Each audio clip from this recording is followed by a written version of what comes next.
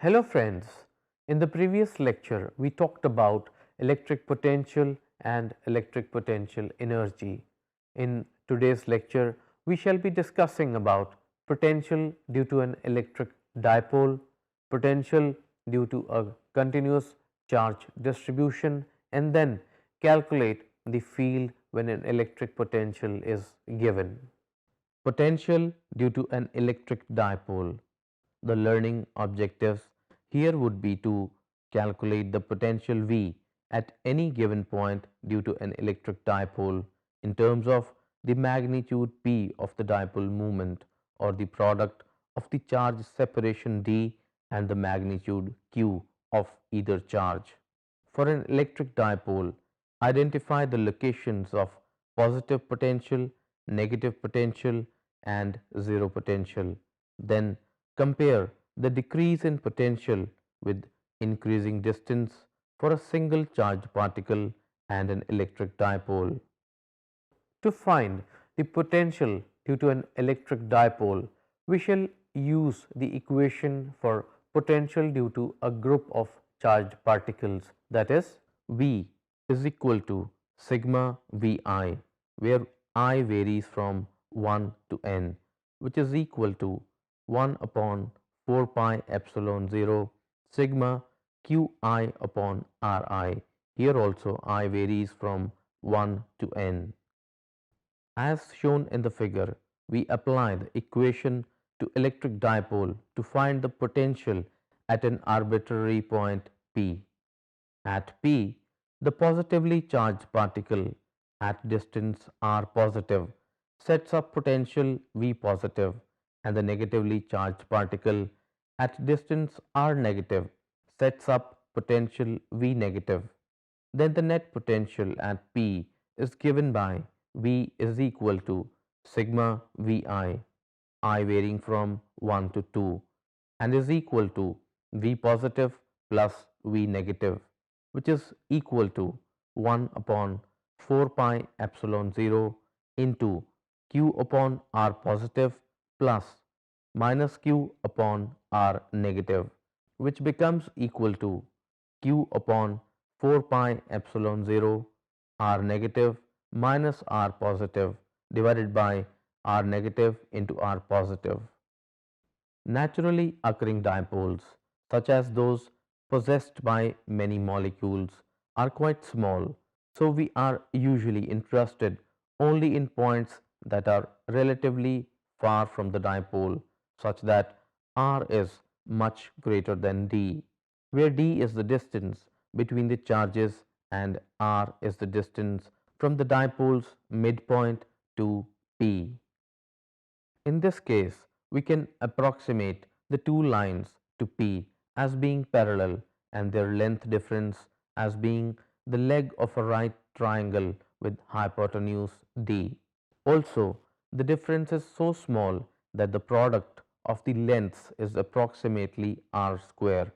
Thus, r negative minus r positive is approximately equal to d cos theta, and r negative into r positive is approximately equal to r square. If we substitute these quantities into equation A, we can approximate V to be equal to V is equal to Q upon 4 pi epsilon 0 into d cos theta divided by r square. Here theta is measured from the dipole axis. We can now write V as equal to 1 upon 4 pi epsilon 0 into P cos theta divided by r square. Here P is equal to Q into D and is the magnitude of the electric dipole moment. Potential due to a continuous charge distribution. When a charge distribution Q is continuous, as on a uniformly charged thin rod or disc, we cannot use the summation of the equation for potential due to a group of charged particles to find the potential V at a point P. Instead, we must choose a differential element of charge dq, determine the potential dV at P due to dq, and then integrate over the entire charge distribution. Let us again take the zero of potential to be at infinity.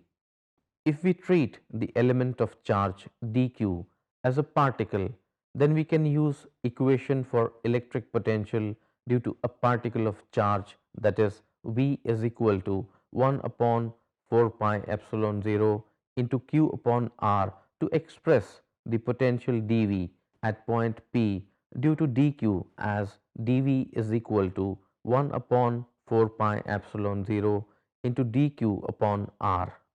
Here r is the distance between P and dq. To find the total potential V at P, we integrate to sum the potentials due to all the charge elements and get V is equal to integral of dV, which becomes equal to 1 upon 4 pi epsilon 0 into integral of dq divided by r. The integral must be taken over the entire charge distribution. Note that because the electric potential is a scalar, there are no vector components to consider in this equation. We now examine continuous charge distribution of a disk. As we calculated the magnitude of the electric field at points on the central axis of a plastic disk of radius r that has a uniform charge density sigma on one surface, here we derive an expression for the electric potential at any point on the central axis. Because we have a circular distribution of charge on the disk, we could start with the differential element that occupies angle d theta and radial distance dr.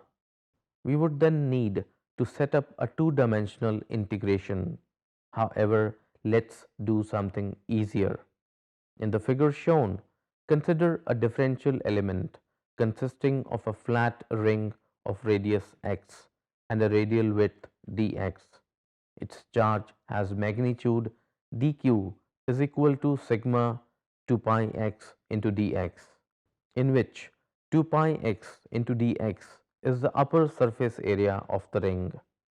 All parts of this charged element are the same distance r from point P on the disk's axis. With the aid of figure, we can use equation B to write the contribution of this ring to the electric potential at P as dV is equal to 1 upon 4 pi epsilon 0 into dq upon r, which is equal to 1 upon 4 pi epsilon 0 into sigma 2 pi x dx divided by under root of z square plus x square. We find the net potential at P by adding via integration the contributions of all the rings from x is equal to 0 to x is equal to r. So, V is equal to integral of dV, which is equal to sigma upon 2 epsilon 0 into integral of x dx divided by under root z square plus x square from 0 to r, and this becomes equal to sigma upon 2 epsilon 0 into under root of z square plus x square minus z. Note that the variable in the second integral of equation is x and not z, which remains constant while the integration over the surface of the disk is carried out. Calculating the field from the potential. In our earlier discussions, we saw how to find the potential at a point F if you know the electric field along a path from a reference point to point F. In this section, we propose to go the other way, that is, to find the electric field when we know the potential. As this figure shows, solving this problem graphically is easy. If we know the potential V at all points near an assembly of charges, we can draw in a family of equipotential surfaces. The electric field lines sketched perpendicular to those surfaces reveal the variation of E. What we are seeking here is the mathematical equivalent of this graphical procedure. This figure here shows cross sections of a family of closely spaced equipotential surfaces. The potential difference between each pair of adjacent surfaces being dV. As the figure suggests, the field E at any point P is perpendicular to the equipotential surface through P. Suppose that a positive test charge Q0 moves through a displacement ds from one equipotential surface to the adjacent surface. Then from the equation of work by the field, we see that the work the electric field does on the test charge during the move is minus Q0 into dV. We also know that the work done by the electric field may also be written as the scalar product of Q0 e cos theta ds. Equating these two expressions for the work yields minus Q0 dV is equal to Q0 into e cos theta ds, or e cos theta is equal to minus dV upon ds. Since E cos theta is the component of electric field in the direction of ds, this equation becomes Es is equal to minus partial derivative of V with respect to S. We have added a subscript to E and switched to the partial derivative symbol to emphasize that above equation involves only the variation of V along a specified axis, here called the S-axis, and only the component of E along that axis. In other words, this equation states that the component of E in any direction is the negative of the rate at which the electric potential changes with distance in that direction. Electric potential energy of a system of charged particles. In this section, we are going to calculate the potential energy of a system of two charged particles and then briefly discuss how to expand the results to a system of more than two particles. Our starting point is to examine the work we must do as an external agent to bring together two charged particles that are initially infinitely far apart and that end up near each other and stationary. If the two particles have the same sign of charge, we must fight against their mutual repulsions. Our work is then positive and results in a positive potential energy for the final two particle system. If instead the two particles have opposite sign of charge, our job is easy because of the mutual attraction of the particles. Our work is then negative and results in a negative potential energy for the system. Let's follow this procedure to build the two particle system, where particle 1 and particle 2 have separation r. Although both particles are positively charged, our result will apply also to situations where they are both negatively charged or have different signs. We start with particle 2 fixed in place and particle 1 infinitely far away with an initial potential energy Ui for the two particle system. Next, we bring particle 1 to its final position and then the system's potential energy is Uf. Our work changes the system's potential energy by delta U, which is equal to Uf minus Ui. With this given equation, delta U is equal to Q into Vf minus Vi. We can relate delta U to the change in potential through which we move particle 1. We can relate delta U to the change in potential through which we move particle 1, that is Uf minus Ui is equal to Q1 into Vf minus Vi. Let's evaluate these terms.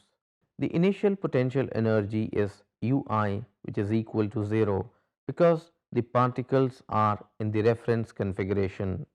The two particles are due to particle 2 and are given by this equation where V is equal to 1 upon 4 pi epsilon 0 into Q2 upon R. This tells us that when particle 1 is initially at distance r is equal to infinity, the potential at its location is Vi is equal to 0. When we move it to the final position at distance r, the potential at its location is Vf is equal to 1 upon 4 pi epsilon 0 into Q2 upon R. Substituting these results in equation C and dropping the subscript F, we find that the final configuration has a potential energy of U is equal to 1 upon 4 pi epsilon 0 into Q1 Q2 upon R. This equation includes the signs of the two charges. If the two charges have the same sign, U is positive. If they have opposite signs, U is negative. If we next bring in a third particle with charge Q3, we repeat our calculation starting with particle 3 at an infinite distance and then bringing it to a final position at a distance r31 from particle 1 and distance r32 from particle 2. At the final position, the potential Vf at the location of particle 3 is the algebraic sum of the potential V1 due to particle 1 and potential V2 of particle 2. When we work out the algebra, we find that the total potential energy of a system of particles is the sum of the potential energies for every pair of particles in the system. This result applies to a system for any given number of particles. Potential of a charged isolated conductor. From our earlier discussions, we concluded that E is equal to 0 for all points inside an isolated conductor. We then used Gauss law to prove that an excess charge placed on an isolated conductor lies internally on its surface. This is true even if the conductor has an empty internal cavity. Here, we use the first of these facts to prove an extension of the second. Our proof follows directly from an equation which is Vf minus Vi is equal to integral of E dot ds from I to F. Since E is equal to 0 for all points within a conductor, it follows directly that Vf is equal to Vi for all possible pairs of points I and F in the conductor. The figure here is a plot of potential against radial distance r from the center for an isolated spherical conducting shell of 1 meter radius having a charge of 1 microcoulomb.